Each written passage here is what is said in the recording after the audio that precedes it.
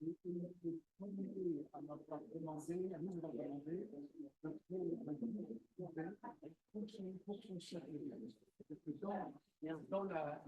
ne sais pas si vous avez le temps de la regarder. Oui, si vous regardez, vous voyez là.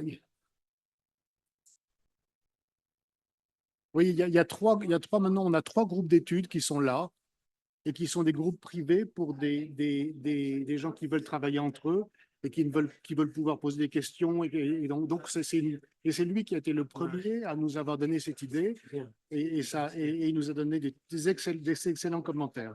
Et ils sont combien dans le groupe? Je n'ai pas été voir, mais ils sont. Attendez, c'est pas celui-là. Il faudrait que je trouve lequel c'est.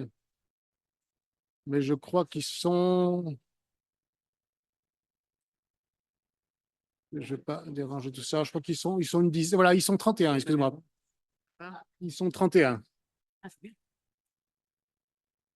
Quand est-ce qu'on démarre celui de la CIG? Ouais, il faudrait se mettre, il faut s'asseoir. I was so glad to be there yesterday. You know, I arrived from the airport and I had to leave, but it was great. It's wonderful. It's to see that this is wonderful to see that everything is working. I was very pleased. Good.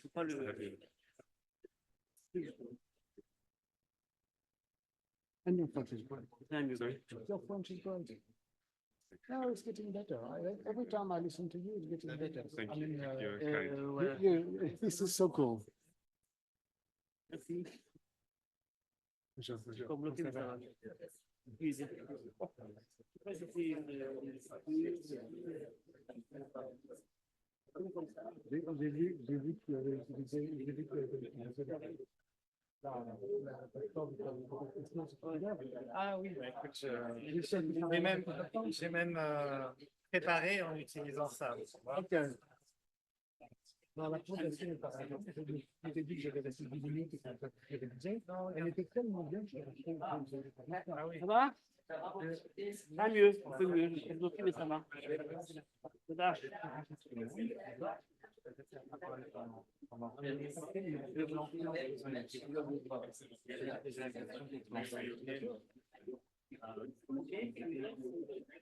Alors, elle garantit que nos données que l'intelligence artificielle ne sera jamais antisémite.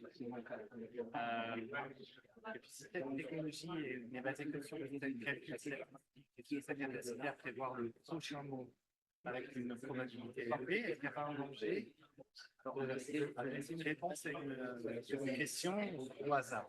Est-ce que les probabilités que c'est pouvoir répondre, c'est deux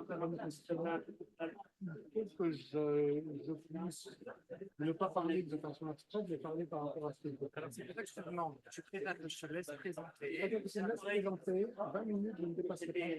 20 minutes, et comme ça, on a une heure. Et ensuite, par contre, ce que j'explique pas dans la présentation, c'est que j'ai fait très attention de ne pas aller sur un sujet de question, mais de voir d'un point de vue rabbinique la valeur de ce qui est. Je veux m'effacer derrière la valeur que nous avons sur la scène.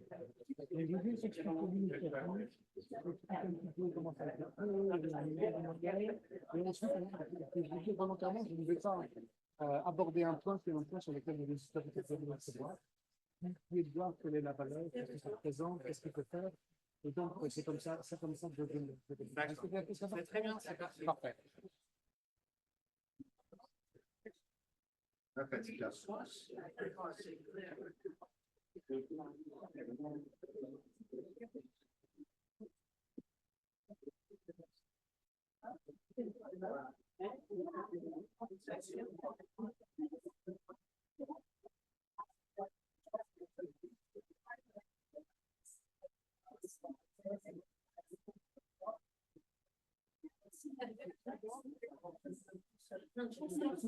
Sauf celui-là.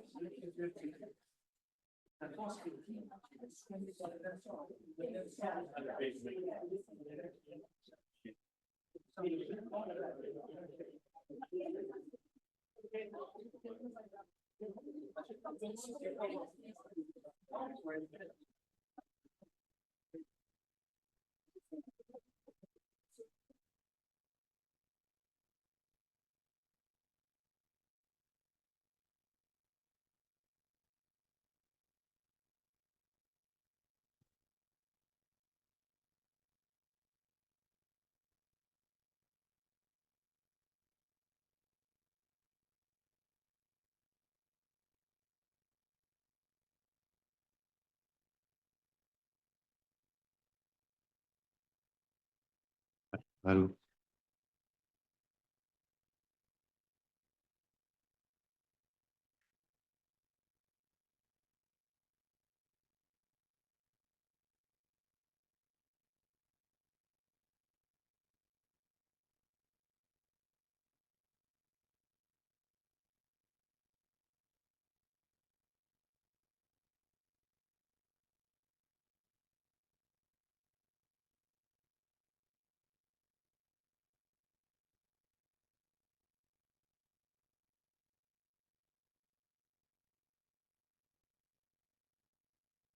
Bonjour à tous, merci d'être là. On va commencer sans plus tarder parce qu'on a 1h15 et qu'on est un petit peu en retard. Je voudrais remercier les organisateurs de Kesher d'avoir organisé cette présentation. La façon dont ça va se dérouler, je vais présenter les intervenants rapidement. On va ensuite laisser M. Antoine Le Boyer présenter la technologie sur laquelle il travaille pendant 20 minutes. Et ensuite, on aura une bonne heure comme ça pour installer le débat et poser des questions. Alors, on a la chance d'avoir avec nous le grand rabbin, Rav Michael Ben Admon, qui est le grand rabbin de la communauté israélite de Genève. Il a pris ses fonctions le 1er novembre 2022, père de 6 enfants, grand-père de 2 petits-enfants, rabbin, philosophe. Il est conscient des enjeux du judaïsme dans le monde moderne. Il s'attache à exprimer un judaïsme orthodoxe ouvert à toutes et à tous, comme en témoigne le succès de ses interventions au sein de la communauté israélite de Genève. À la fois à l'aise dans les cultures européennes et israéliennes, fort d'une expérience pédagogique, il a publié 5 livres et une 50aine d'articles en français et en hébreu.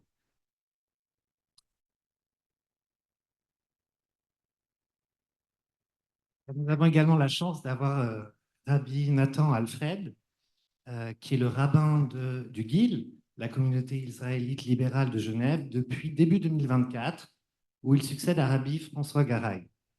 Le rabbin Nathan Alfred a grandi à Londres. Il a étudié les langues classiques au King's College à Cambridge. Il a été ordonné rabbin en 2008.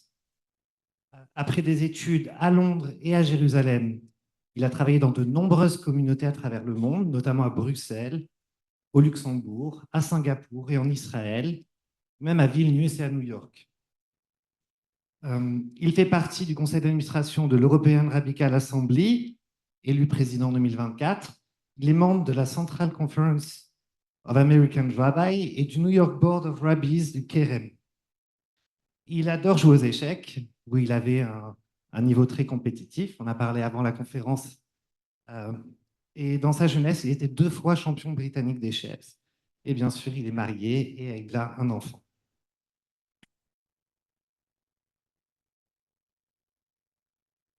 M. Antoine Le Boyer travaille à l'Université technique de Munich, où il dirige le Software and Artificial Intelligence Venture Lab, dont le rôle est de soutenir et d'encadrer les fondateurs de start-up. Il a été élu président-directeur général du groupe GS6 de 2008 jusqu'en 2020. Antoine Le Boyer a été membre du GIL de 2015 à 2022. Il a récemment entrepris de développer le projet Virtual Ravota, visant à utiliser l'intelligence artificielle générative pour appréhender les textes hébraïques dans le cadre de sa passion pour l'étude des textes de la littérature juive. C'est un projet passionnant qu'il a mené et je vais tout de suite lui laisser la parole pour qu'il puisse le présenter pendant une vingtaine de minutes. Olivier, merci beaucoup. Une petite précision, j'ai été membre du GIL, je suis toujours membre du GIL, mais pendant 7 ans, j'étais membre du comité. Une petite précision. Et ça me fait très plaisir de voir dans cette salle une série de visages que je n'ai pas vus depuis très longtemps. Je suis venu de Munich pour le plaisir de venir parler à Kesher. J'ai eu l'occasion de participer en 2015 à l'organisation. Je trouve que c'est une conférence qui est tout à fait extraordinaire, non seulement parce que les sujets sont intéressants, mais surtout parce que, comme on l'a aujourd'hui, on a ensemble nos communautés qui viennent discuter, qui se rassemblent. Et donc, Kesher est quelque chose qui est très important. Et la Havruta que je vais vous présenter respecte également l'esprit de Kesher. Je voudrais vous présenter ce qui a été fait et je voudrais par contre dire qu'il y a un sujet que je ne vais pas évoquer qui est finalement ce que je veux qu'on discute durant le panel et qui est de savoir quelles sont les qualités d'un outil d'intelligence artificielle. Est-ce que ce que l'on a fait quelque chose de bien? Je voudrais que ça soit fait en discussion et avec nos deux rabbins qui sont là. Et je voudrais vous rappeler que dans le Pirkei Avot, il expliquait que quand il y a un modeste élève, il faut se glisser et ne pas parler et laisser parler le grand maître. Et enfin, je dois ajouter que quand je joue sur Lichess, je ne suis que 1500. Je vous propose qu'on fasse la chose suivante. Je voudrais d'abord, voilà. Non, voilà. Je voudrais d'abord, pour ceux qui ne connaissent pas très bien ce que c'est l'intelligence artificielle, rappeler 2 ou 3 petites choses. Est-ce que je peux vous demander qui parmi vous a déjà utilisé ChatGPT? D'accord. Juste que vous compreniez, c'est la première fois que je parle dans une salle où je n'ai pas tout le monde qui lève la main. Alors, la manière la plus simple de voir ce que fait l'intelligence artificielle, c'est de considérer la chose suivante. L'informatique classique, c'est une informatique qui est, comme j'ai mis, elle est sûre. Si vous demandez à ce qu'une une informatique classique vous calcule 2 plus 2, toujours ça fera 4. L'informatique en intelligence artificielle, c'est une informatique qui est statistique. Et donc, les systèmes, ils savent plus ou moins qu'il y a 99,999% de chances que 2 plus 2, ça fasse 4. Lorsqu'il m'est arrivé sur ChatGPT de jouer aux échecs, si je commence par D2, D4, le système va au cinquième coup faire un rock parce que statistiquement, quand on regarde toutes les parties qui ont été déjà faites, eh bien, le coup qui arrive le plus souvent, même si le cavalier et le fou n'ont pas bougé, c'est de faire un rock. Donc, ce sont des systèmes statistiques. Il s'est passé 3 éléments qui ont fait que tout d'un coup, cette technologie qui existe depuis 27 ans a pris une importance très importante. La première chose, c'est que on a eu des nouvelles architectures qui permettent de traiter des nombres de données en quantité très importante. Je pense que vous avez tous entendu parler d'NVIDIA, dont maintenant la capitalisation est supérieure à la capitalisation des actions du DAX. Il y a un deuxième élément qui est qu'on a eu la capacité à pouvoir mettre la main sur des données en quantité inimaginable auparavant. Donc, auparavant, l'ancienne intelligence artificielle, c'était de faire des systèmes de régression sur des données relativement simples. Les systèmes qui sont utilisés pour faire le training des données, et je m'excuse des anglicismes, c'est la première fois que je parle de ce sujet en français, ce sont des systèmes qui sont absolument énormes. Et puis, le dernier élément, c'est qu'il y a des modèles statistiques de plus en plus sophistiqués qui ont été développés. Et en particulier, en 2017, il y a un academic paper qui a été développé qui s'appelle Attention is all you need, qui a été publié par Google et qui est le T de ChatGPT. Et donc, c'est un modèle qui est particulièrement adapté à la compréhension de texte. Et donc, qu'est-ce qui s'est passé? Tout à fait par hasard, nous ont dit les gens d'OpenAI, ils ont mis en ligne le modèle qui a le nom de ChatGPT, qui est leur modèle 3.5, et tout d'un coup, tout le monde s'est mis à l'utiliser. Vous avez là le nombre de mois ou de semaines qui ont été utiles pour avoir 100 millions d'utilisateurs. C'est l'application qui a eu le plus d'utilisation, le plus rapide. Et donc, je vois qu'il reste quand même des gens dans la salle qui n'ont pas encore eu l'occasion de l'utiliser. Essayez-le, c'est assez extraordinaire. Alors, il faut bien comprendre que c'est des outils qui sont formidables. Il faut comprendre non seulement les potentiels, mais leurs limites. Donc, les modèles peuvent faire ce qu'on appelle halluciner. Et halluciner, ça consiste à dire la chose suivante, c'est que s'ils ont des mauvaises données, s'ils n'ont pas de bonne information, il n'empêche que le système va tourner et qu'il est rare que le système vous dise « Ah, je ne suis pas très sûr ». Non, ils vont vous dire avec la même assurance 2 plus 2 égale 4, comme ils peuvent vous dire 2 plus 2 égale 5. Je sais comment faire pour discuter avec un modèle pour qu'on arrive à 2 plus 2 égale 5. C'est un peu classique. L'autre problème qui est assez fondamental, c'est qui possède les données. Donc, c'est aujourd'hui quelque chose qui fait partie des grandes questions de régulation. Des nombreux modèles ont été mis en place sans que l'on demande aux utilisateurs, aux entreprises, aux différents groupes de travail qui existent, est-ce que je peux utiliser vos données? Donc, c'est quelque chose qui est quelque chose qui structurellement pourrait avoir un problème sur l'intelligence artificielle. Et par ailleurs, je ne sais pas pour vous, mais plusieurs fois, quand je suis allé écouter les drachas de nos rabbins, qu'est-ce qu'ils ont pu se moquer de ChatGPT? Qu'est-ce qu'ils ont pu avec régularité? Je ne sais pas si c'est le cas pour vous deux, mais j'étais une fois à Paris et toute la dracha du rabbin était d'expliquer qu'elle avait beaucoup plus d'humour que ChatGPT, donc on pensait qu'elle avait un rôle très important. Et je pense que ce n'est pas vraiment la question, même si ChatGPT, si on ne lui demande pas si on ne lui demande pas de raconter quelque chose de positif, effectivement, ça n'a pas de l'humour. De façon générale, il ne faut pas faire d'anthropomorphisme avec l'intelligence artificielle. Par contre, l'intelligence artificielle est extraordinaire lorsqu'on a des données qui ne sont pas structurées. Et c'est là que je veux rester sur ce point. Si vous prenez les textes que nous avons dans la littérature judaïque, on a bien sûr le texte central qui est la Torah, mais on a une quantité de commentaires sur les commentaires, qui sont dans des quantités de sources d'informations des domaines. Et actuellement, je vous confirme, il n'y a pas un index central qui est capable de pouvoir garder toutes les informations. Et c'est pour ça que c'est un outil, l'intelligence artificielle, qui est parfaitement adapté ou qui apporte beaucoup de plus pour l'étude de la Torah. Et aujourd'hui, il existe des techniques pour pouvoir améliorer la qualité des informations qui sont données. Donc, j'ai dit que les systèmes pouvaient halluciner, mais il existe des techniques, et là, je cite la technique qui a été utilisée pour le projet qui s'appelle la Havruta, qui sont des techniques qui consistent à faire un petit peu ce que font les bibliothécaires. Les bibliothécaires, ils vont vous mettre une étiquette sur un livre, et donc si vous arrivez à une bibliothèque et vous demandez à un bon bibliothécaire c'est très important, et si vous leur demandez quel est le livre qu'il faut lire sur la médecine, sur la radiologie, la personne ne saura pas exactement quel est le livre qu'il faut lire, mais il va vous dire que c'est dans le rayon 3B. Et c'est un petit peu la même chose qui a été fait avec tous les textes qui existent dans la littérature judaïque. Je ferai plus tard un atelier s'il y a des gens qui sont des technologistes qui veulent discuter de ce qu'on appelle le RAG, je suis à leur disposition. Alors, comment est-ce que ça a démarré? En juin de l'an dernier, Sam Altman a fait un tour et a visité l'université.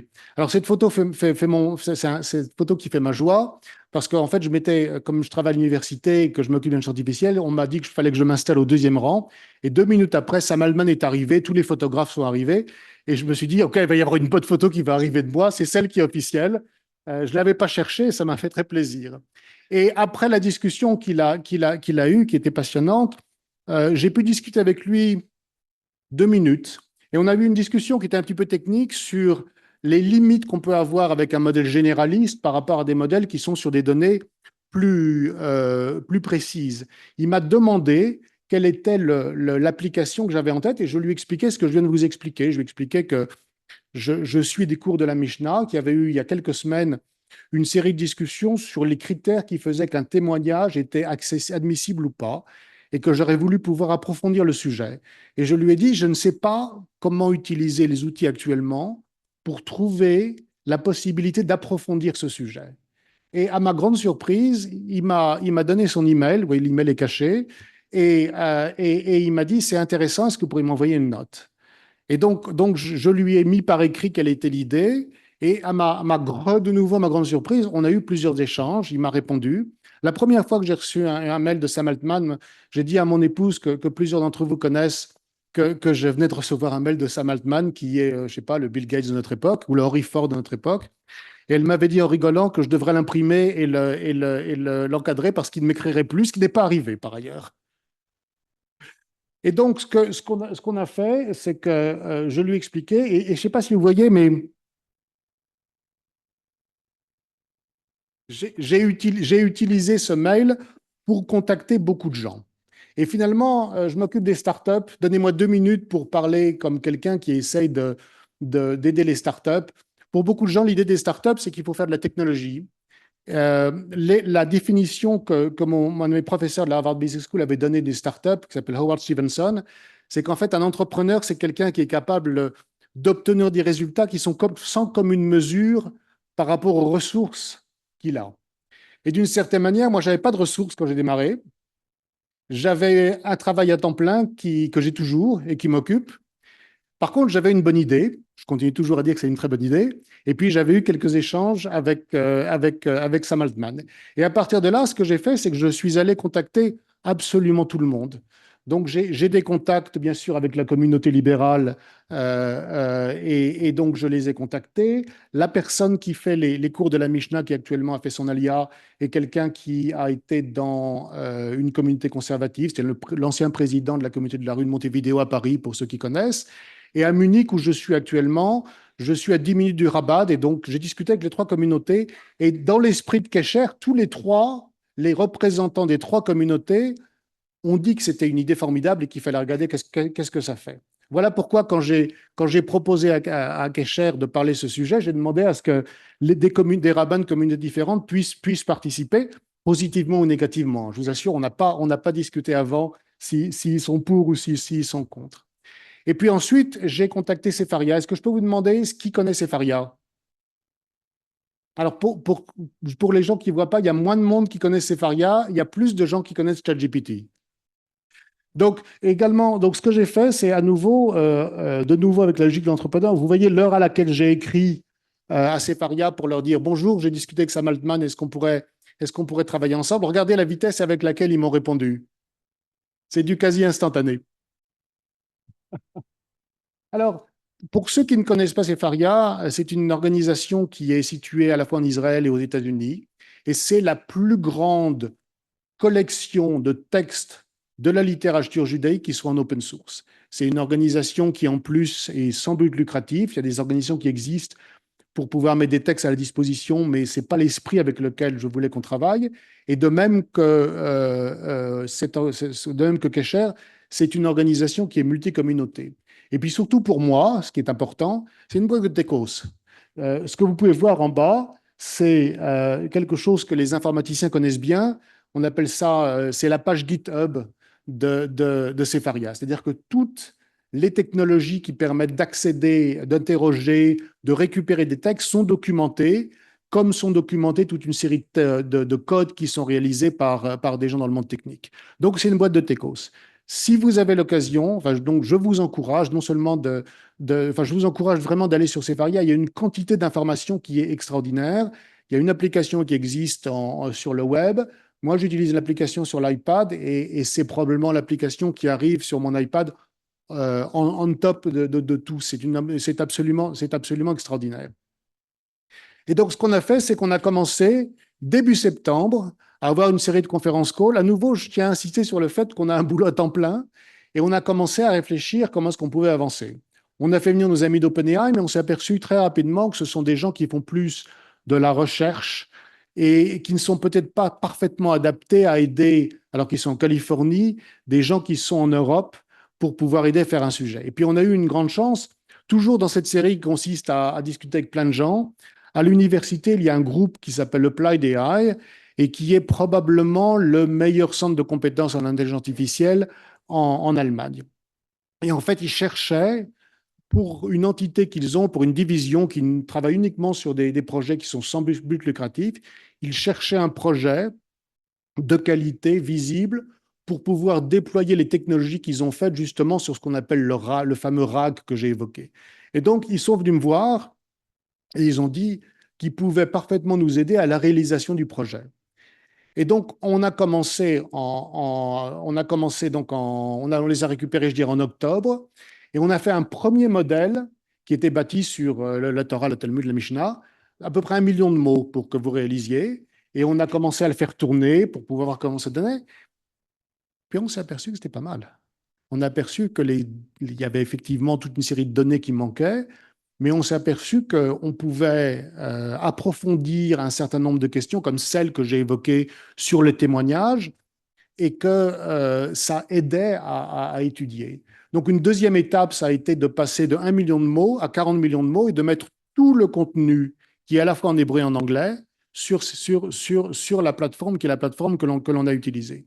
On avait commencé avec un petit nombre d'utilisateurs. En fait, j'avais demandé tout un certain nombre de gens que j'avais contactés, Rabban Nathan en fait partie, de me donner quelques questions pour qu'on puisse les tester. Puis à un moment, on s'est senti suffisamment à notre aise pour pouvoir se dire, allez, on va mettre sur cette plateforme qui reste encore en mode pilote un nombre d'utilisateurs assez important. Donc voilà, on a annoncé de façon officielle ce projet en janvier. À côté de moi, vous voyez Paul Chang qui est chez Applied AI, qui n'est pas juif, qui est quelqu'un d'extraordinaire, qui, quand je suis arrivé pour discuter avec lui, connaissait les éléments de la Torah de façon extraordinaire. Donc il n'est pas uniquement un informaticien absolument de génie, c'est quelqu'un qui est remarquable. Et il y a Lev Israël qui est à côté, qui est le Chief Technology Officer de Sefaria. Et à gauche, il y a Jennifer Schenker, dont l'épouse est Stéphane Bender, que beaucoup de monde dans la communauté libérale connaissent, puisqu'il a été le vice-président de la UPJ pendant très longtemps. Et le monsieur qui n'a pas de cheveux, c'est moi. Alors aujourd'hui, je veux pas faire de démonstration de la plateforme. Il y aura un pilote, il y aura une session d'un atelier qui se fera. Mais je voudrais vous expliquer un petit peu où est-ce qu'on en est. D'abord, pour pouvoir interroger un modèle, il faut faire ce qu'on appelle un prompt. Il faut apprendre à poser une question, ce qui par ailleurs est très juif, comme nous le savons tous. Et la question qu'on s'est posée, c'est finalement comment est-ce que répond un rabbin? Et à ma connaissance, un rabbin n'est pas quelqu'un qui, quand on lui pose une question, va dire une question, une réponse. Il vous prend la main, il vous fait avancer de quelques pas, et puis ensuite, il faut qu'on travaille. Donc, c'est comme ça qu'on a essayé de bâtir le prompt, ce qu'on appelle en anglais le prompt, pour pouvoir comprendre comment avancer sur les sujets. On a également voulu prendre en compte le fait que dans les différentes communautés, même si on travaille sur les mêmes textes, on a des positions qui peuvent être différentes. Et chaque fois qu'il existe des positions différentes, le système va dire, ah, les libéraux font ça, les conservateurs ont telle position, les orthodoxes ont telle position. On ne veut pas que le système, entre guillemets, le système s'arrête là. On veut que le système puisse permettre d'avancer, mais donne avant tout envie d'approfondir. Et j'espère que quand on le fera le panel, je ne me ferai pas trop reprendre sur ce point. On a également testé les langues de la plateforme. Donc, on l'a ici en anglais, en hébreu, en français. Comme je suis en Allemagne, je l'ai utilisé. Hier, je l'ai utilisé pour la première fois en espagnol. Ça marche, merci beaucoup. On a eu un soin absolument énorme à la qualité des données. C'est-à-dire que il y a des gens qui ont mis en place des modèles très rapidement sans les tester. On a une responsabilité importante par rapport aux textes qui ont été mis. Et donc, il faut qu'on soit vraiment extrêmement attentif sur la qualité du texte, sur la qualité des données. Donc, on a testé de façon très intensive aussi bien la manière dont on choisit telle et telle donnée. Donc, on vérifie que le bon bibliothécaire est vraiment un très bon bibliothécaire. Et également, on a vérifié la qualité des données de façon à faire ce qu'on appelle en technique le fine-tuning. On a également fait une semaine où dans un canal qui était privé, on avait fait les pires tests qui soient. Chaque fois qu'on mettait une question, on appelait ça du red testing pour ceux qui connaissent l'informatique. C'est chaque fois qu'on mettait des atrocités ou des trucs marrants, on expliquait. Je vous rappelle, hein, c'est pour le test, c'est pour le test. Mais on a fait ça de façon extrêmement responsable. Et actuellement, on a 172 participants hier, on a 3 groupes privés d'études. Et on a, parmi les gens qui l'utilisent, de par le bouche à oreille, des rabbins, des membres de communauté. Les personnes qui sont les plus actives actuellement sont en fait du Rabbad. On a regardé les statistiques et on a vraiment actuellement des gens qui l'utilisent et qui nous ont fait toute une série de commentaires très positifs. On a tout un travail. Alors, la plateforme est actuellement en mode privé, c'est-à-dire qu'on fait ça de façon à nouveau très responsable, j'insiste là-dessus. Mais on a comme projet de passer en production cet été. Donc voilà une page de Sefaria. J'espère que vous pouvez la voir. Quand on clique sur un des textes, arrivent à droite tous les commentaires qui existent sur ce texte. Et si vous regardez, on a donc 89 commentaires, plus 3, plus etc. etc. Ce n'est pas possible de lire tous. Et c'est un peu le problème. Soit on tombe sur des systèmes où on n'a pas assez d'informations, soit et c'est souvent le cas, on a trop d'informations. Donc, ce que l'on va faire, c'est de faire quelque chose qui va être mis en place progressivement et dont les éléments vont être mis en août. Ça consiste, quand on est sur un texte, de pouvoir dire quelle est la première question qu'on voudrait poser. Et c'est comme ça qu'on espère pouvoir on n'est pas en train de dire voilà, c'est comme ça. On est en train de dire quelles sont les questions que vous vous posez. On va vous trouver les textes que vous devez quand même lire pour avancer. Alors, je voudrais conclure. J'espère que je suis toujours bien dans les 20 minutes, que je n'ai pas dépassé. J'ai rien entendu, donc je pense que c'est bon. Alors, je voudrais conclure sur deux points. Premier point, j'insiste là-dessus. Et rappelez-vous, on est quand même après le 7 octobre. C'est un projet qui a été fait par tous, par des gens qui sont remarquables, complètement dans un esprit de pure générosité. Je voudrais bien insister, que ce soit les gens de Sepharia, que ce soit les gens de l'université de Munich, moi je compte pas. Tout le monde fait ça dans un esprit de la plus pure générosité. Et on y passe du temps, croyez-moi. Je trouve que c'est quelque chose qu'il faut absolument, absolument souligner. J'insiste, les gens qui nous aident actuellement au niveau informatique, ce sont des gens qui sont absolument au top du top du top. Les équipes de Sepharia, c'est la plus belle organisation qui existe aujourd'hui pour rendre des textes disponibles.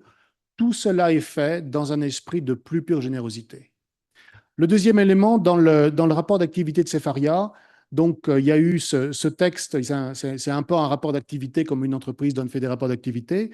Voilà ce qu'ils ont marqué. Donc je vous laisse le lire. Ce projet est un projet qui est fait pour pouvoir faire utiliser l'intelligence artificielle d'une façon qui soit fiable, précise et à laquelle on puisse avoir confiance. Juste que vous puissiez réaliser, ce document est imprimé à 3 millions, est envoyé à 3 millions de personnes, dont pas assez dans cette salle par ailleurs. On est 15 millions. Donc 20% des Juifs dans le monde ont lu ça. Et je pense, et je travaille sur beaucoup de sujets en information artificielle, je peux vous dire que ce soit sur l'aspect technique, sur l'aspect respect de la propriété intellectuelle et sur l'aspect de la gouvernance d'un projet, c'est absolument ce qui aujourd'hui se fait de mieux parmi tous les projets que je connais d'intelligence artificielle. Je vais quand même finir sur un dernier point. Premier point, attendez, trois mots. Hein. Donc, premier, je pensais que tout le monde connaissait Sepharia. Je vous le recommande, c'est vraiment tout à fait remarquable. Il y a également sur le site de Sepharia une page où vous pouvez contribuer, donc je vous encourage de le faire.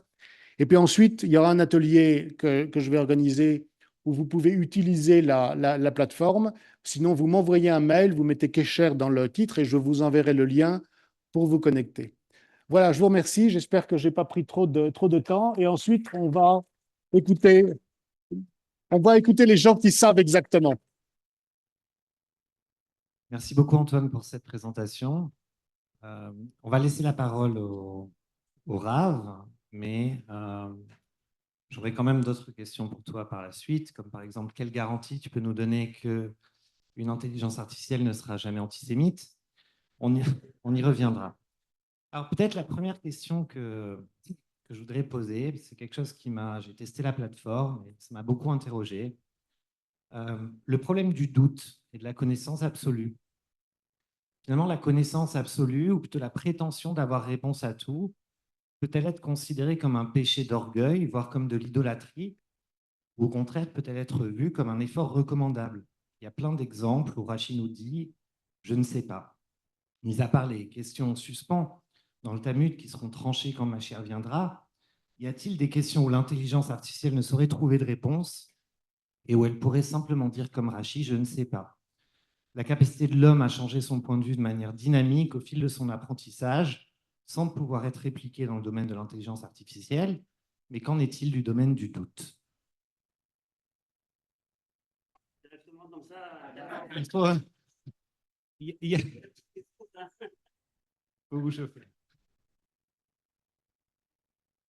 D'abord, merci beaucoup parce que c'est vraiment passionnant et c'est un vrai projet pour le peuple juif, donc, et pas uniquement, mais c'est vraiment quelque chose d'incroyable.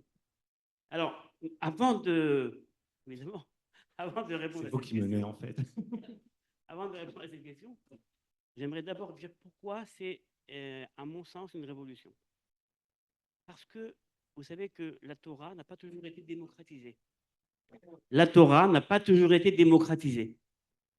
Elle a été pendant des centaines et des milliers d'années le fait de certaines personnes qui la connaissaient, qui la gardaient jalousement, mais elle n'était pas posée sur la scène publique. Et certaines fois, c'était également une stratégie pour conserver un certain pouvoir et pour justement conserver une maîtrise des masses. Si le rabbin uniquement a la réponse, et si lorsqu'on lui pose une question, il ne donne pas les différents arguments qui l'amènent à donner sa réponse, eh ben, il va conserver une certaine hégémonie, et tout rabbin qui soit, eh ben, c'est quand même bien d'avoir du pouvoir. Et donc, quelque part cet outil-là, qui a commencé bien avant, en fait, hein, ChatGPT, ça a commencé avec la mise en ligne également, avant Sefaria, d'autres textes, évidemment, le projet Tachou, Totsara Chokhmah, et beaucoup d'autres programmes comme ça, en fait, viennent démocratiser la Torah et nous imposent la connaissance absolue. Moi, j'ai eu une expérience dans ma vie qui a été pour moi fondatrice. J'étais étudiant en philosophie avec un prof incroyable avec qui on étudiait Nietzsche et Hegel. Pardon, Nietzsche et Freud. C'est un cours comparatif sur Nietzsche et Freud. Et le gars parlait, il connaissait, il y a un gars à côté de moi qui lève la main et qui pose une question au professeur. Et il lui pose une question. Le professeur, il le regarde avec des yeux comme ça. Il se lève pour regarder qui c'est, qui ose poser la question. Et lui dit, mais avant de poser la question, tu as lu tout Freud et tout Nietzsche, et tu as lu sur Freud et Nietzsche tout ce qui a été écrit, que tu oses poser la question. Et moi, j'étais là, je regarde ça, je fais, mais il a raison, en fait, le prof. Avant de poser une question, il faut savoir. Il faut savoir. Et en vérité, on a, nous, en tant que juifs, l'obligation de tout savoir. Parce que pour poser une bonne question, il faut bien savoir si c'est une vraie question. Elle a été posée avant, après. Et on a dans la précédente talmudique des critères d'une vraie question. Donc, en vérité, ça nous impose l'obligation de savoir, ça c'est essentiel. Maintenant, pour poser la question justement des limites de la connaissance absolue. Parce que quand on veut tout savoir, on est dans un paradigme justement qu'on peut tout savoir. Et le paradigme du savoir absolu nous aveugle certaines fois en nous donnant des réponses qui peut-être sont des réponses partielles. Et j'aimerais en fait dire la chose suivante. C'est quoi un doute? C'est quoi une réponse partielle? À mon sens, c'est une réponse où la dimension humaine, émotionnelle, serait peut-être un petit peu éludée. Il y a certaines fois des réponses de Rachid. Quand il dit « je ne sais pas », c'est pas qu'il ne pouvait pas donner une réponse. Non pas que je veuille maintenant faire l'apologie de Rachid et de sa connaissance, pas du tout. Mais certaines fois, il aurait pu donner des réponses, mais il préfère dire « je ne suis pas certain » que la réponse soit assez forte pour être proposée comme réponse. Il y a un poids de la réponse, il y a une teneur de la réponse. Et on préfère certaines fois rester dans le doute par humilité épistémologique. Et ça, c'est quelque chose qui relève d'un sentiment. Et certaines fois, on préfère garder le doute plutôt que d'avoir une mauvaise réponse.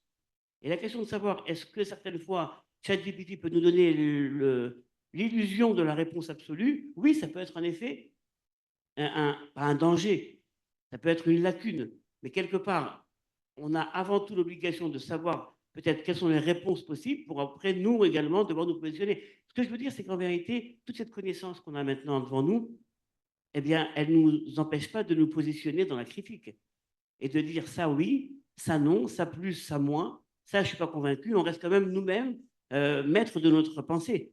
C'est ça qui est essentiel. Donc même, on peut avoir face à une connaissance, à une réponse, un doute qui va subsister, et ce n'est pas grave. Voilà, c'est... Merci beaucoup. Alors, pour rebondir là-dessus, Rabbi Nathan, toujours sur le thème de la connaissance, je lisais le premier Rashi de la paracha, de l'avant-dernière paracha, Berukotai, qui dit Shetiyu Amelim Batora. Il est important de se fatiguer à connaître.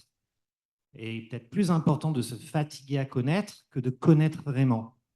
Et donc, dans ce contexte, est-ce qu'une application d'intelligence artificielle qui donne des réponses un petit peu toutes cuites, un petit peu toutes faites, est-ce que vous pensez que c'est conforme à l'esprit de la Torah? Et finalement, est-ce que cette intelligence artificielle n'est pas trop gentille? Est-ce qu'elle ne nous remet pas assez en place? Oui, moi je me souviens bien être fatigué par les études de la Torah. C'était une bonne pratique, mais c'était une pratique de dictionnaire pour chercher les mots et tout en araméen. Le petit texte de Talmud avec le fond trop petit pour mes yeux, mais ça me donne moins fatigue. Et pour moi aujourd'hui, un projet comme Sefaria, bien sûr, la démocratisation, la démocratisation de la Torah, de l'étude juive, peut-être ça lui donne peur comme au rabbin. Mais en fait, aujourd'hui, d'avoir des outils comme Sefaria qui ouvrent le monde juif, qui ouvrent la richesse de nos textes juifs, la Torah est là, le Mishnah, tous les deux Talmud, le Midrash, le Hanoch, toutes les choses sont là. Et même on traduit en anglais, bien sûr, mais ça commence en français et en wallon aussi.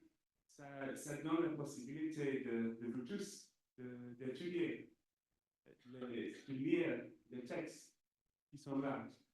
Bien sûr, on a besoin de toi. On a toujours, on a dit, besoin de toi. Mais en fait, on est fatigué, pas simplement par la lecture d'un texte qui est trop difficile de comprendre, mais on est fatigué parce qu'il y a beaucoup de choses à maîtriser. Mais pour moi, c'est une bonne pratique, ça change, ça ouvre la possibilité d'étudier. Ça donne un accès à chaque juif qui a envie d'apprendre notre histoire, notre richesse. Et à mon avis, le travail d'Antoine est aussi formidable. C'est super comme outil parce que ça donne la possibilité d'entrer dans le monde juif, d'approcher ces questions dans une manière pour quelqu'un qui commence. On peut commencer par Virtual Chavruta. Et après, si vous avez envie de faire des choses dans une manière plus profonde, oui, vous avez déjà fait la première étape. Et je pense que oui, ça va bien changer le rôle de rabbin. Mais je pense que le rôle de rabbin est déjà changé. Alors, qui parmi vous utilise Google, par exemple? Qui utilise Google? Et même chaque jour, même le quotidien, utilise Google, presque tous. Et bon, si vous avez besoin de demander à Rabbi Hermon, est-ce que c'est le bubble tea caché, quelle bénédiction on doit utiliser? J'espère non, j'espère que vous n'êtes pas dérangé chaque jour par les utilisateurs de bubble tea, les consommateurs de bubble tea. Non, je ne pense pas. Et pour un poisson, si moi j'utilise le site web de Coop, et je vois le poisson, alors je ne sais pas les noms de poissons en français. Même en anglais, c'est difficile. Qui est caché, qui n'est pas caché.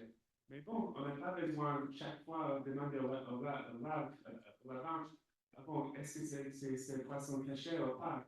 Parce qu'en fait, on a les applications Kosher Fish, on a quelque chose par Google. Et il y a certaines questions qui est facile à gérer maintenant avec les outils qu'on a déjà.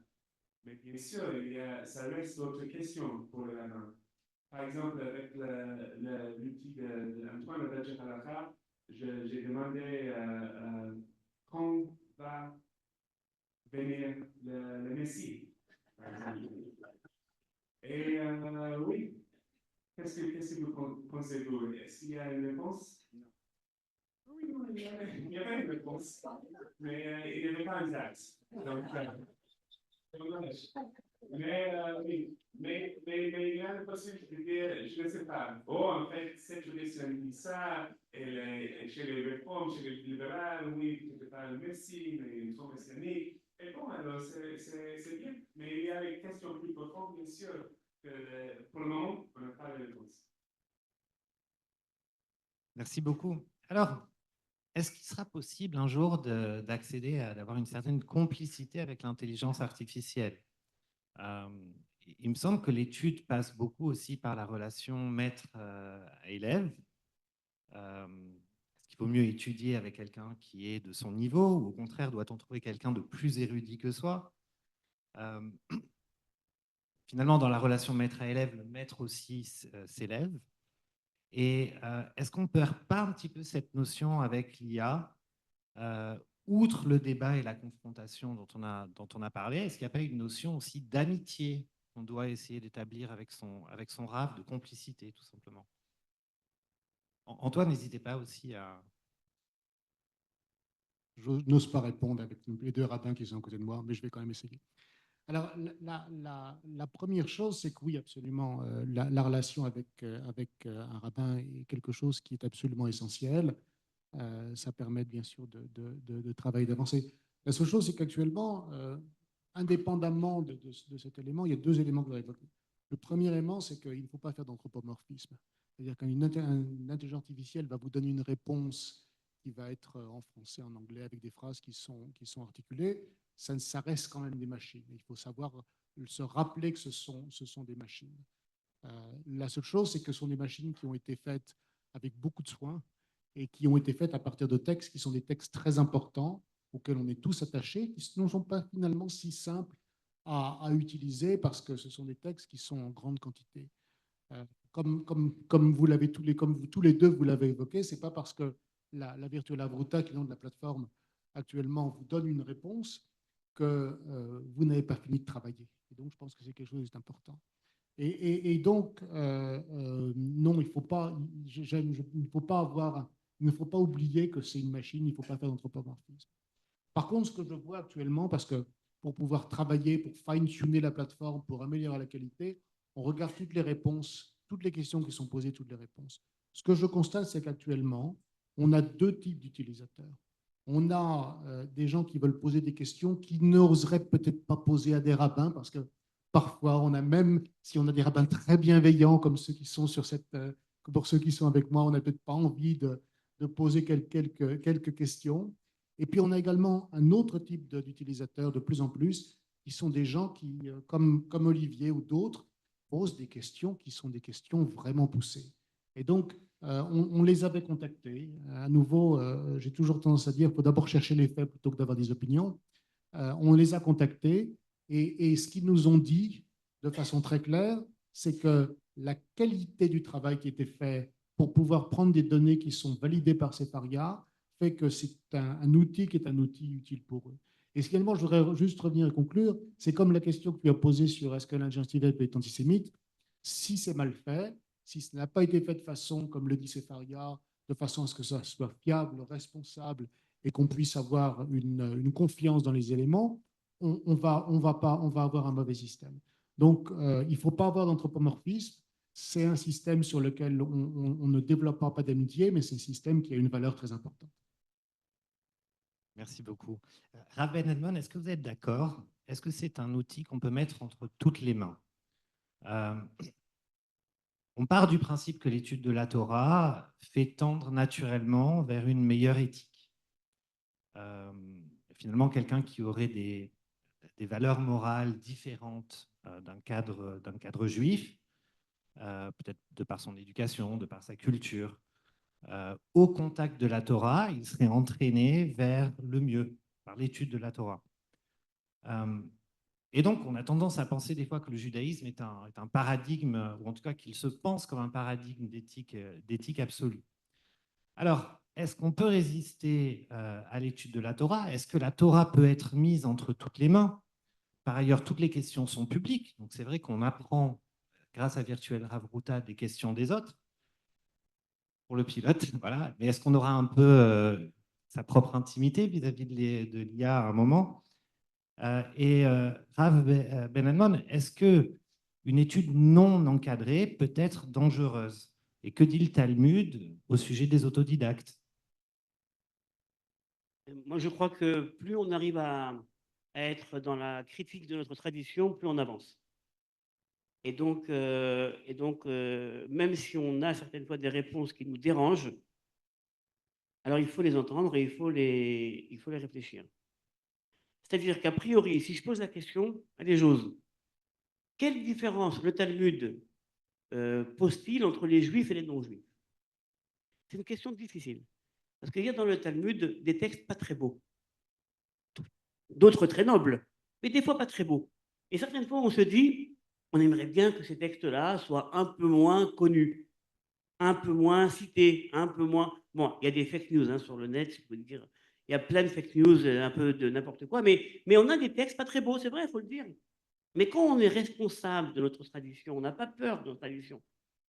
Donc quelqu'un pourrait taper sur Visual Chavruta, que pense le Talmud des non-juifs, et recevoir une liste de textes véritables, avec des textes vraiment horribles.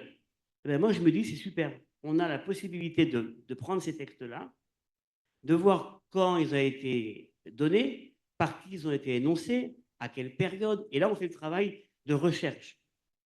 Le ChatGPT va nous donner des faits. Nous, on doit après expliquer ce fait. C'est comme une image. Hein, on a une photo. La photo ne suffit pas, il faut savoir c'est quoi le contexte. Qu'il a pris, pour qui, pourquoi. Et donc, je pense que c'est le même travail qu'on doit faire. On doit avoir devant nous l'information et ensuite, on doit être capable d'interpréter l'information, même quand, à certaines époques, elle était nuisible pour nous. Aujourd'hui, on est capable de dire, ces textes-là, en fait, il n'y en a pas un seul, mais il y en a 10. Il y a différentes options, il y a différentes façons de penser, il y a des traditions alternatives. Eh bien, c'est par un engagement aimant qu'on se rapproche même des textes qui sont dérangeants.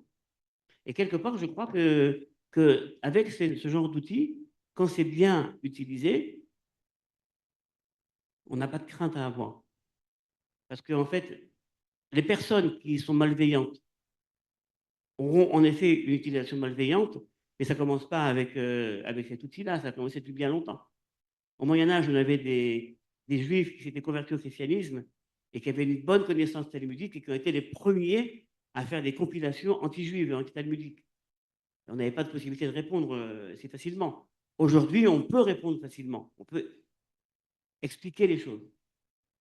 Donc, en réalité, tout est bon. Dès qu'on est dans la vraie connaissance, c'est bon. J'aimerais dire quelque chose quand même qui est important. C'est qu'à mon avis, ce que nous donne le virtuel Chavruta, ce sont des textes et des compilations.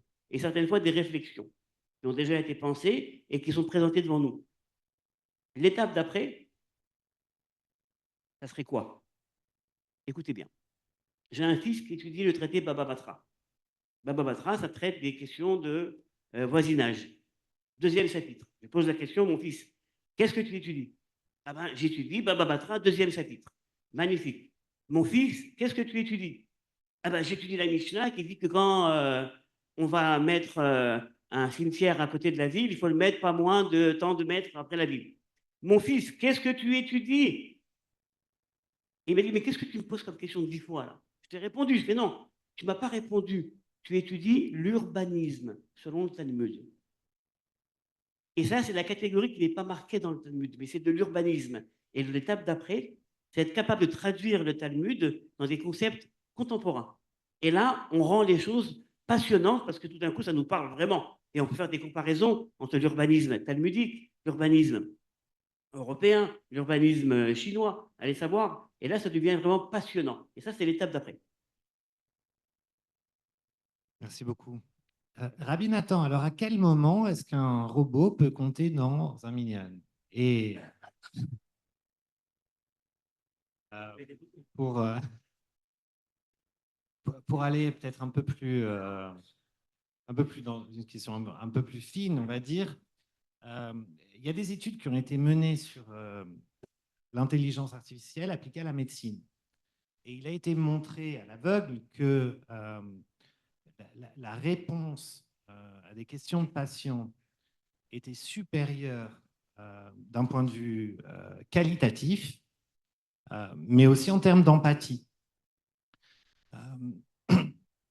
Donc, la question a dû être posée souvent, c'est est-ce qu'on peut remplacer un rabbin par une intelligence artificielle? Alors moi, je ne poserai pas cette question que je trouve un peu hérétique, mais les frontières deviennent plus floues. Alors, comment est-ce que vous analysez ce changement de référentiel, Rabbi Nathan? Est-ce que c'est un robot juif? Parce que bon, on a l'impression, même chez les libéraux, être juif peut être dans un minyan. Donc, je ne sais pas si c'est aussi, si après ça va vite ça. J'avais posé la question de savoir si une intelligence circoncise pouvait siéger à la table de Pessah. C'est de la provocation graphique. Ça fait que l'une des choses très intéressant maintenant avec la technologie, c'est la créativité, la création du mot, la création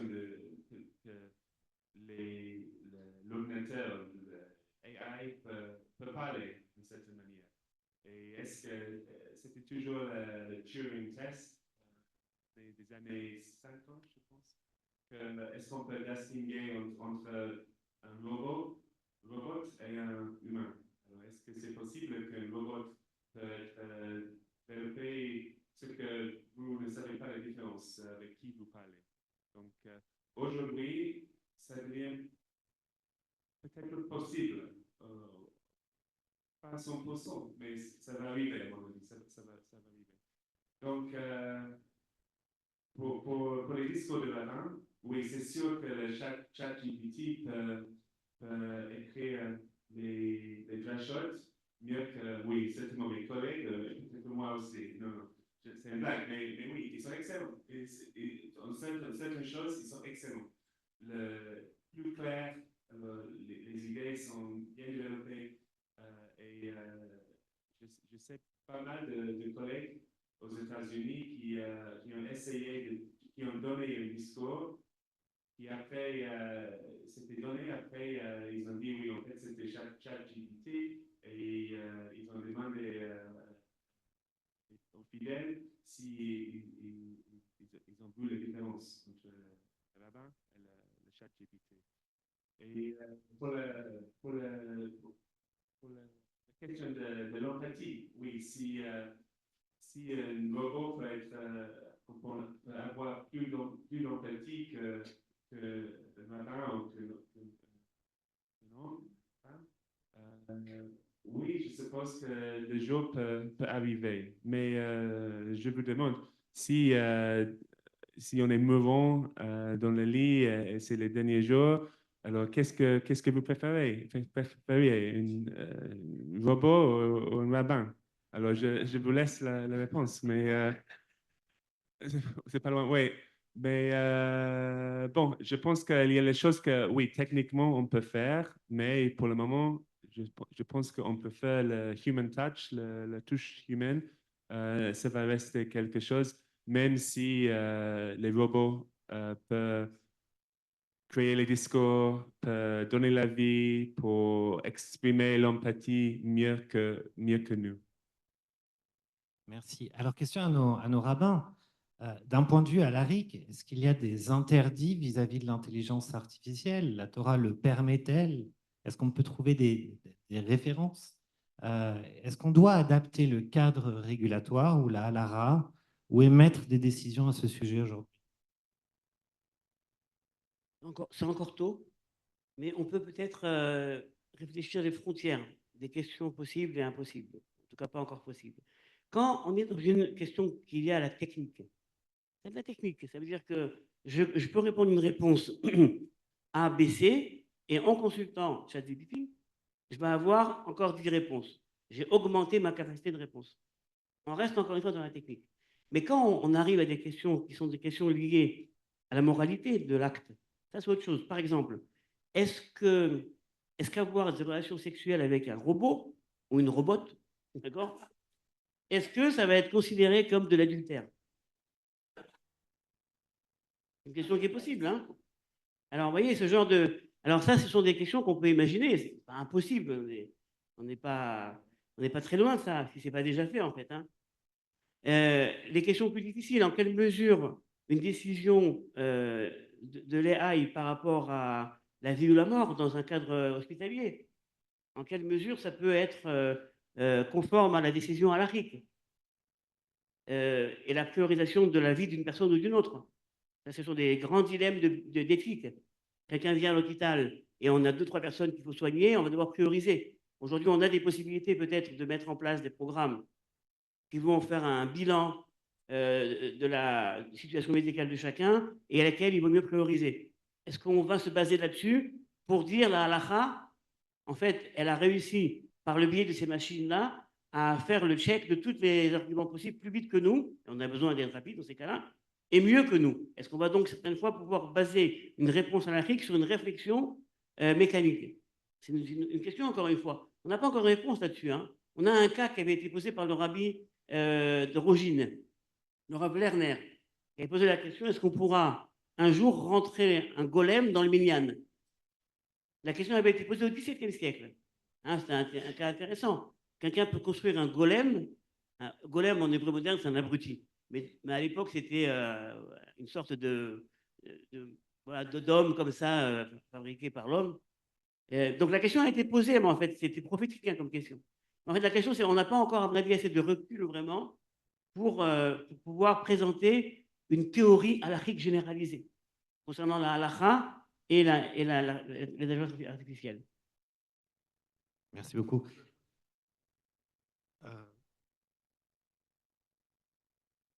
Il me semble qu'on a encore un petit quart d'heure et de toute façon, je vais arriver à la fin de mes questions. Mais dites-moi, Sylvain, quelles questions voudriez poser?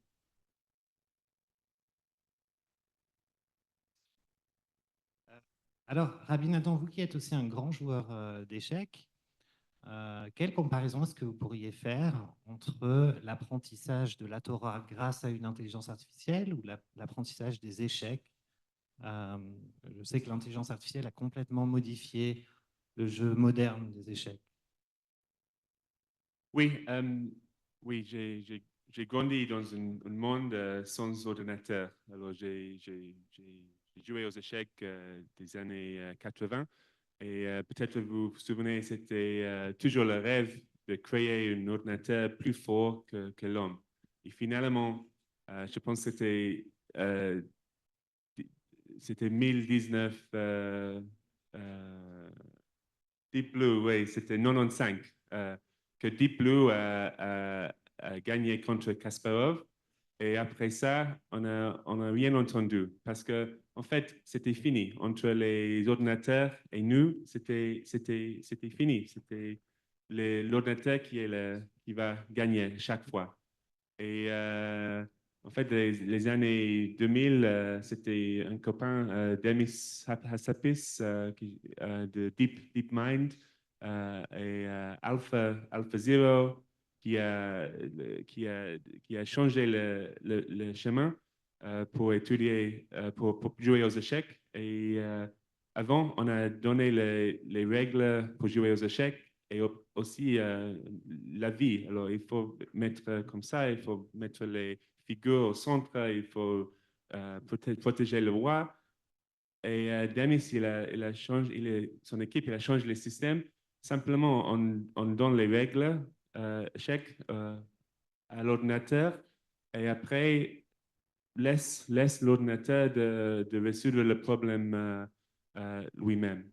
Et moi, j'ai une coach et un entraîneur qui m'entraîne. Il habite à Lviv, en Ukraine. On a travaillé ensemble il y a 10 ans, 12 ans. Et en fait, bien sûr, on joue pas contre l'ordinateur, mais pour l'enseignement, on consulte, on demande de temps en temps, on dit, OK, on va demander l'ordinateur quel est le meilleur coup.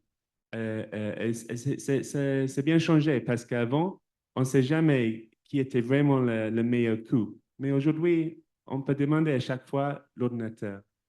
Mais le problème, que comme simple joueur, on devient paresseux.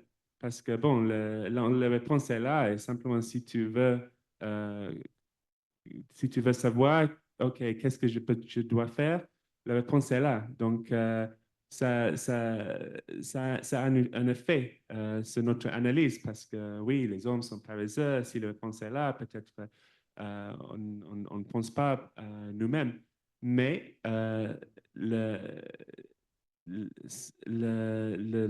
possibilité, on a cette possibilité de jouer avec l'ordinateur et c'est élever le niveau de joueur dans le monde, c'est accélérer l'âge de le plus jeune grand maître et aussi c'est démocratiser le système. On n'a pas vraiment besoin d'être en russe pour être bon joueur d'échecs maintenant. On a les grands maîtres en Chine, en Inde, en Pérou, n'importe où, parce qu'il y a cette démocratisation de savoir. c'est possible partout, devenir bon joueur aux échecs. Et je pense qu'il y a un parallèle entre ce monde bien défini, bien fini des échecs et le monde juif, où les questions sont plus larges. Et si on donne la possibilité, si on démocratisait l'accès du texte, on peut accélérer le processus de l'apprentissage. On peut élever notre niveau de connaissance, à mon avis. Bien sûr, il y a les dangers. Bien sûr, il faut un coach, il faut un maître, ça reste là. Mais on peut travailler avec la technologie et pas contre la technologie de faire du progrès. Merci beaucoup. Antoine, comment s'assurer que... enfin, je sais que tu avais aussi un petit commentaire sur les échecs, alors je vais te laisser la parole à cette occasion. Comment s'assurer que l'IA est entraînée de manière neutre et qu'il n'y a pas un agenda politique ou sociétal derrière tout ça? Je vais développer un peu ma pensée et peut-être la formuler de manière volontairement un peu provocatrice. J'ai posé à l'IA, un juif est-il nécessairement sioniste et un sioniste est-il nécessairement juif? À quoi l'IA a répondu, c'est peut-être un peu paradoxal, qu'un juif n'est pas nécessairement sioniste et qu'un sioniste n'est pas nécessairement juif. Alors, on sait qu'il y a plein de courants sionistes non religieux. Rav Ben Admon avait fait un apéro du rabbin à ce sujet. Maintenant, la Torah est pleine de références sionistes. Donc, c'est difficile, à mon sens, de dire que la Torah n'a pas, ou le judaïsme n'a pas une essence sioniste. Les yeux d'Akadosh Baruch Hu sont en permanence sur Eretz Israël, du début de l'année à la fin de l'année. D'ailleurs, ce sont les Mélarim qui gouvernent en dehors d'Israël, alors qu'Akadosh Baruch Hu dirige le monde directement sur Israël. Donc, est-ce que l'IA n'est-elle pas un peu politiquement correcte? Est-ce qu'il n'y a pas un agenda? Et comment s'assurer que ce ne soit pas le cas, que ce ne soit pas politiquement correct? Alors, juste avant de répondre, je voudrais rajouter un petit commentaire par rapport à ce qu'a dit Rabbi Nathan. Historiquement, lorsque Kasparov a été battu par Deep Blue, le monde des échecs a eu peur que tous les joueurs d'échecs n'aient plus envie de jouer aux échecs puisqu'une machine avait battu quelqu'un au niveau de Kasparov. C'est le contraire qui s'est passé. Et ce que j'espère avec la Havruta, c'est que ça va faire en sorte que un nombre important de gens vont avoir encore plus d'intérêt pour la Torah et pour l'étude, comme beaucoup plus de gens ont eu d'intérêt pour les échecs. Donc, c'est ça que j'ai comme objectif. Quant à la question que tu poses, la raison qui fait qu'actuellement on a cette application qui est en mode pilote, c'est qu'on a fait extrêmement attention à cet aspect de test. Et à nouveau, je veux rendre hommage aux équipes aussi bien de Plaid AI que de Separia. On a fait très, très attention. Par exemple, si on pose une question et que le système n'a pas suffisamment de références, il va dire « j'ai pas trouvé grand-chose, c'est a priori ça, là et là et là ». Donc, on fait très attention. Mais sinon, on a rédigé les prompts d'une manière qui était une manière les plus responsables possible. On fait des tests de façon incroyable. Je pense que poser la question de savoir si une machine va avoir un but politique, c'est un petit peu anthropomorphiser la machine. Et donc, je ne connais que les éléments, les rouages sur lesquels on peut avancer. Je pense que la gouvernance avec laquelle on travaille sur le projet fait qu'on fait très attention. Mais si on voulait ne pas faire attention, si on voulait le faire de façon un petit peu rapide et bâclée, ou si on avait une volonté, je dirais, des objectifs néfastes, on n'aurait aucun problème pour le faire. Donc, faites-nous confiance, utilisez-le. En plus, si vous voyez de temps en temps dans la plateforme qu'il y a des réponses de mauvaise qualité, c'est comme ça qu'on va avancer de façon commune. Et d'une manière générale, je pense que c'est comme ça que le savoir et l'éthique juive avancent, c'est par cet aspect de discussion. Donc, je ne sais pas comment, comme disait Rachid, je ne sais pas, mais je pense que c'est le seul moyen que j'aurais de répondre à ta question. Merci beaucoup. Alors, par rapport peut-être au contexte dans lequel la question est posée. Quand on pose la question à l'IA, le Shulchan Aruch peut-il être sujet à interprétation? Et dans quelles circonstances? l'IA répond de manière ambiguë. Oui, le Shulchan Aruch peut être sujet à interprétation. Et donc, il suit 3 exemples. Le Rav Shlomo Zalman Auber, qui dit qu'il est inapproprié d'adopter une interprétation plus stricte que la lettre de la loi dans des situations qui ne sont pas explicitement mentionnées dans le Shulchan Aruch, car ça pourrait conduire à des comportements excessivement rigoureux et potentiellement dangereux. Un autre exemple, c'est le Rav Nathalie Tzvi Berlin, qui considère les décisions du Shulchan Aruch comme représentatives d'une vue majoritaire, ce qui signifie qu'on ne peut pas s'appuyer sur une opinion minoritaire, même dans des circonstances exceptionnelles, sauf si une traduction spécifique le permet. Là, à nouveau, c'est oui, on peut interpréter le Shulchan Aruch. 3e exemple, excusez-moi, c'est la question la plus longue. 3e exemple, l'exemple des Juifs yéménites qui ont maintenu des pratiques basées sur d'autres autorités que le Shulchan Aruch, comme le Rambam, et qui ont pu prospérer comme ça. Et puis, moi, je rajouterai une 4e illustration. Oui, la Rav, je la tiens de Rav Pesner, qui n'est malheureusement pas là aujourd'hui, mais qui m'a autorisé à le citer. J'espère que je ne vais pas travestir sa pensée. Donc, il me donne 2 exemples. Est-ce qu'on peut faire une fête de Hanoukat Habayit pendant l'Omer? Ou est-ce qu'on peut manger une soupe au poulet pendant les jours qui précèdent Tisha B'Av?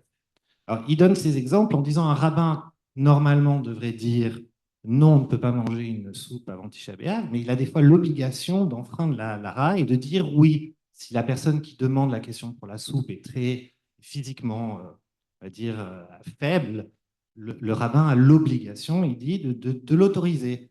Pareil pour la Hanoukat Habayit.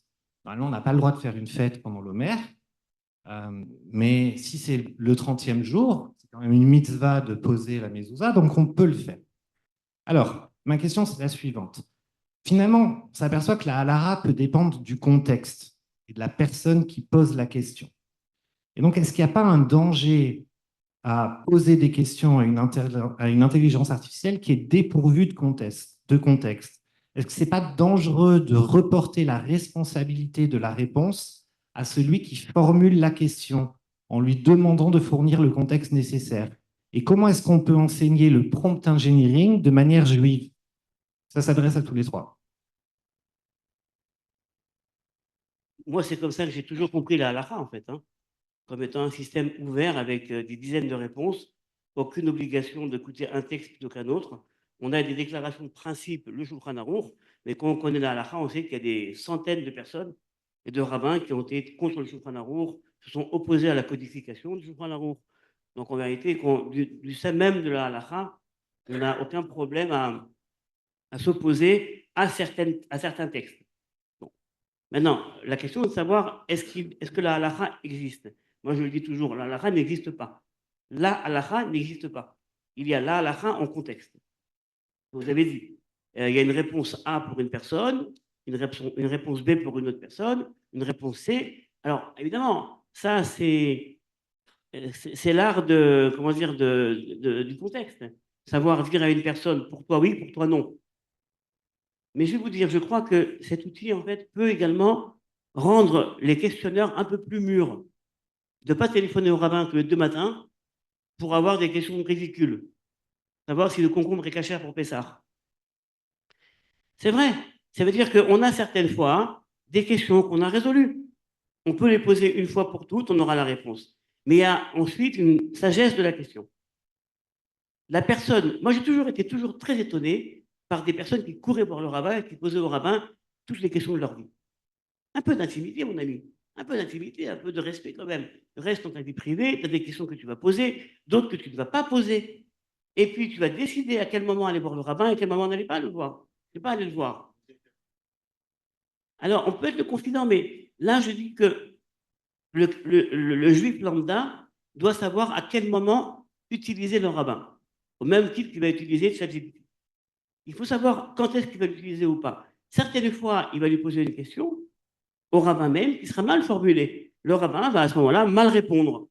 Et on aura le même problème avec un outil mécanique. Ce sera la même chose. Et c'est vrai que sur ce point-là, on n'a peut-être pas tellement d'alternatives à la rencontre du face-à-face. Vous savez, avant ce virtuel Fabrica, on a encore énormément de sites de questions-réponses sur Internet. Moi, j'ai répondu pendant 10 ans sur un site, chez LA.org, on a répondu à 300 000 questions. 300 000 questions, vous savez, c'est quoi? C'est énorme. Maintenant, au bout d'un moment, on s'est dit, mais c'est quoi les différentes questions? Alors, il y avait un tiers de conversion, un tiers sexualité, un tiers cache-cou. Donc, c'est ce qui intéresse les juifs, plus ou moins, hein, les trois grandes catégories. Et en fait, c'était les questions qui revenaient très souvent, trop souvent. Mais quelqu'un qui voulait avoir une visibilité, qu'est-ce que pense le judaïsme de la conversion? Eh bien, il suffisait qu'il lise, on va dire, 100 questions posées par des personnes réelles et qui sont des questions différentes, mais à chaque fois, il y a une perspective un peu particulière. Eh bien, il s'est fait une idée de la chose. Qu'est-ce que pense le judaïsme de la conversion? Il va lire 250 questions là-dessus, 250 réponses, il va comprendre. Vous voyez, donc en fait, il ne faut pas se suffire d'une seule réponse. Au même titre qu'on va avoir un rabbin.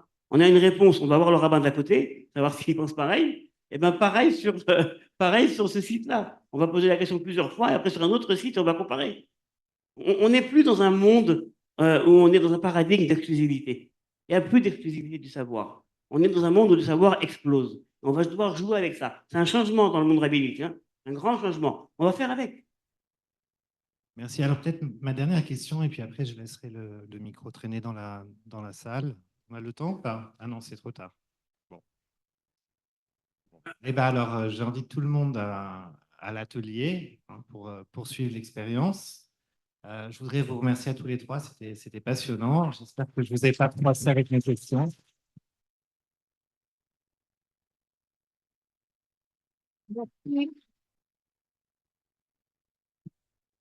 Merci Olivier. Ça ne marche pas. Eh bien, moi, j'aimerais remercier nos intervenants au nom du comité du Kesher des Brites. Merci Olivier d'avoir posé les questions, d'avoir si bien préparé ça. Merci Antoine pour le magnifique exposé. Merci Rav Ben Adnon. Merci Rabbi Nathan. J'aimerais juste ajouter quelque chose. J'utilise Virtual Afruta et on peut l'utiliser aussi pour des questions de culture générale qui ne sont pas spécialement religieuses. Et ce que je trouve extraordinaire aussi dans cette application, c'est qu'il y a en fait une incitation à poser mieux les questions. Donc, c'est comme si on avait un professeur qui nous guidait aussi. Voilà, c'est ce que je voulais dire.